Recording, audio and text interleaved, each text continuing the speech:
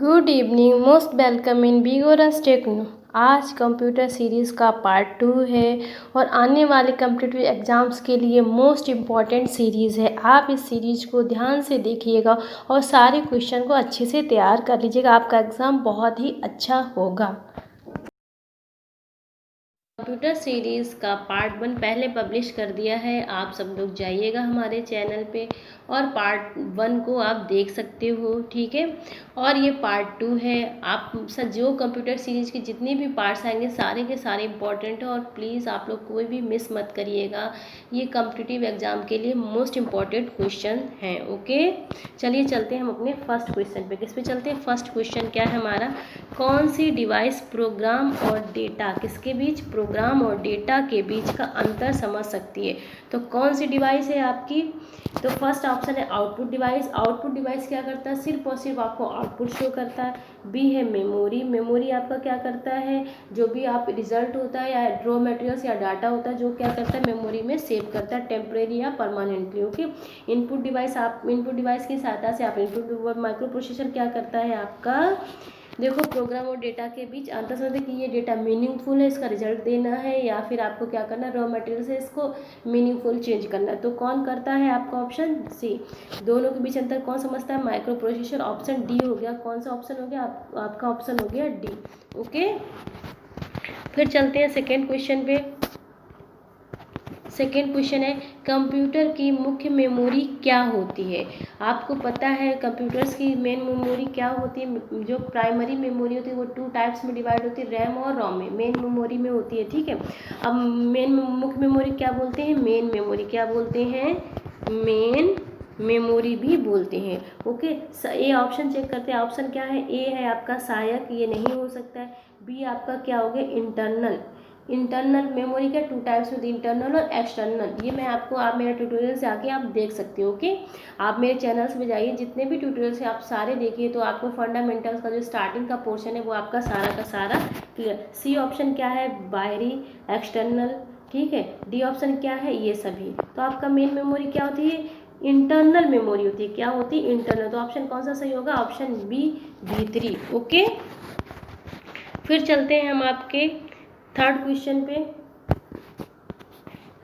Third question है Windows में ME शब्द से क्या बनता है? एमई से क्या शब्द बनता है? ठीक है, विंडोज़ में जो एमई वर्ड यूज़ किया जाता है, एमई जो होता है शॉर्ट नेम होता है, उसमें क्या बनता है? शब्द से क्या बनता है? चलते ऑप्शन चेक करते हैं। फर्स्ट है मिलेनियम। बी है मल्टी एक्सपर्ट। मल्टी एक्सपर्ट आपका रॉन्ग है। सी है CD रोम, इसका कोई लेना देना नहीं है इससे। डी है माइक्रो एक्सपर्ट, C.Microsoft। तो ये ऑप्शन कैसे हो गए? तीनों के तीनों रॉन्ग हो गए। आपका ऑप्शन कौन सा सही हो गया? Option A, millennium. ओके,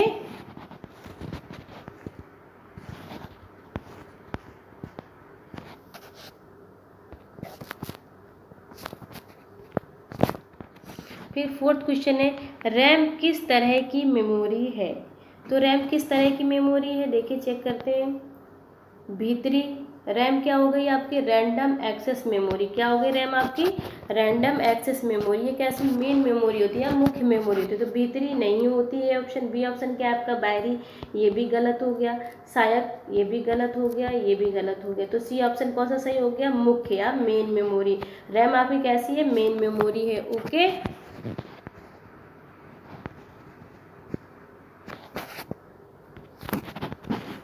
अब क्वेश्चन नंबर 5 क्या? एक्सेसरीज जिस स्थान पर सिस्टम यूनिट से जुड़ते हैं उसे क्या कहते हैं?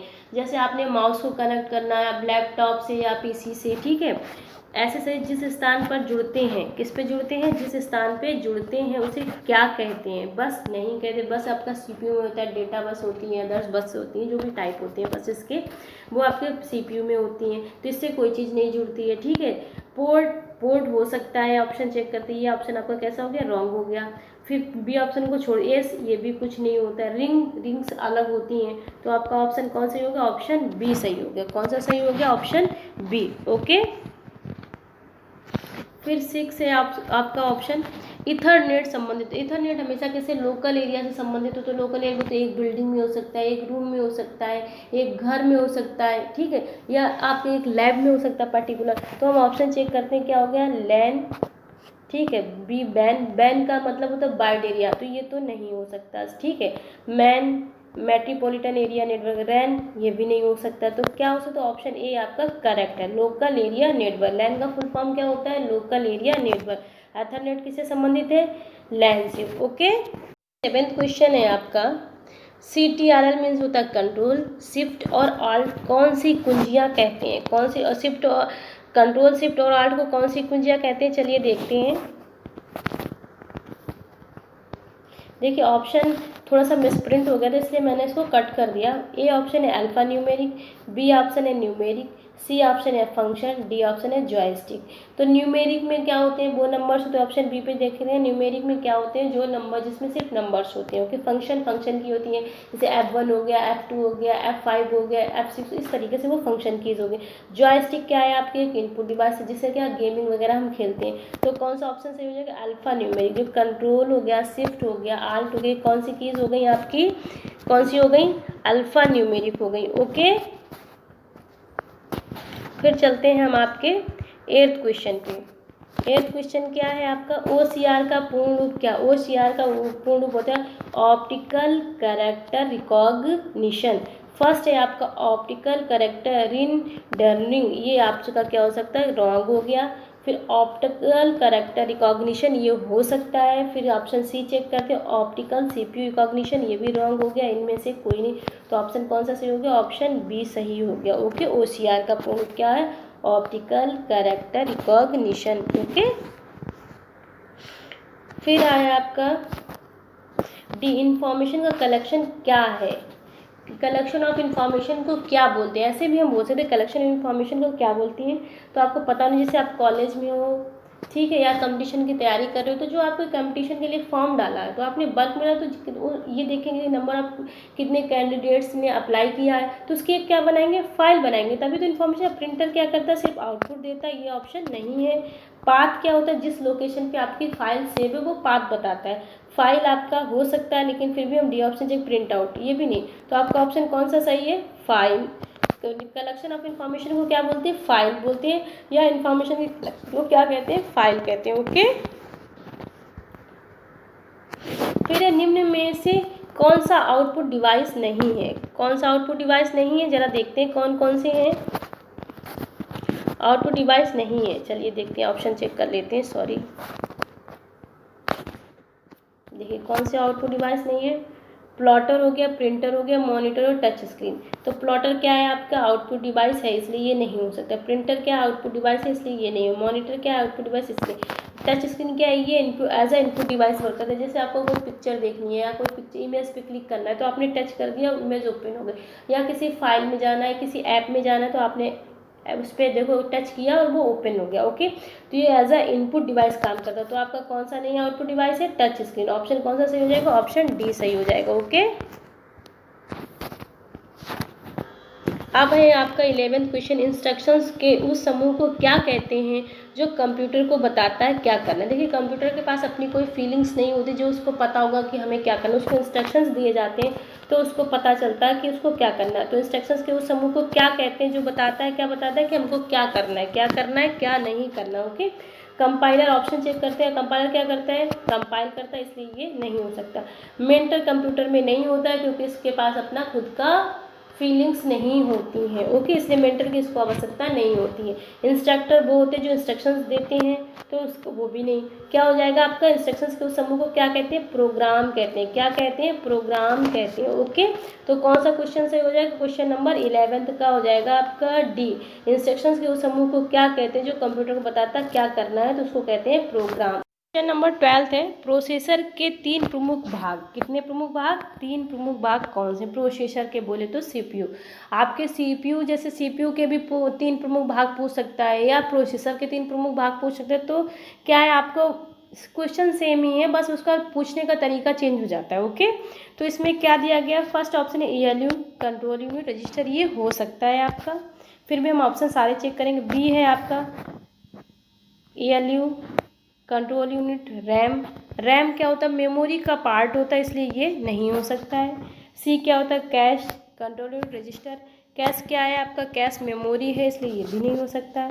डी क्या है, रैम रोम सी डी रोम, ये भी नहीं हो सकता। तो ऑप्शन आपका कौन सा सही है, ऑप्शन ए सही है।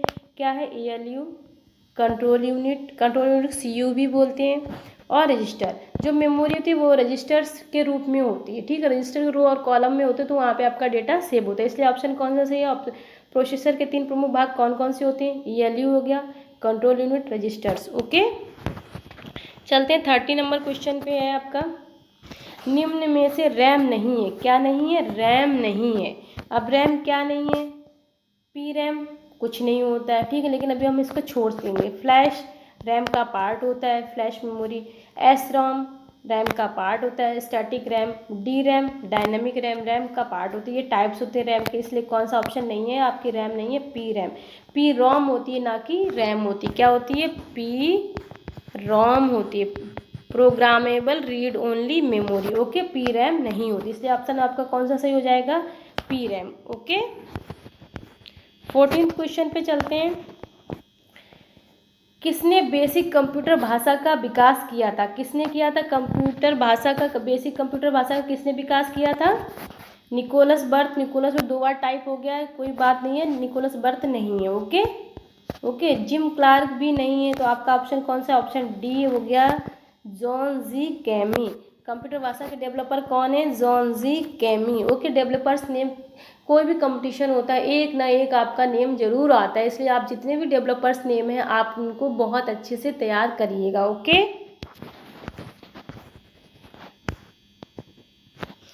फिर क्वेश्चन 15 है, निम्न में से कौन सा सिस्टम यूनिट का भाग है, किसका भाग है, सिस्टम यूनिट का भाग है। तो कौन सा भाग है, देखिए जो सिस्टम होता है वो उसके पार्ट्स कितने, 3 पार्ट्स में, input device, output device and क्या हो गया, सीपीयू। कितने पार्ट्स होते हैं सिस्टम के, फर्स्ट हो गया आपका इनपुट, सेकेंड हो गया आपका आउटपुट और थर्ड हो गया आपका सीपीयू, ठीक है।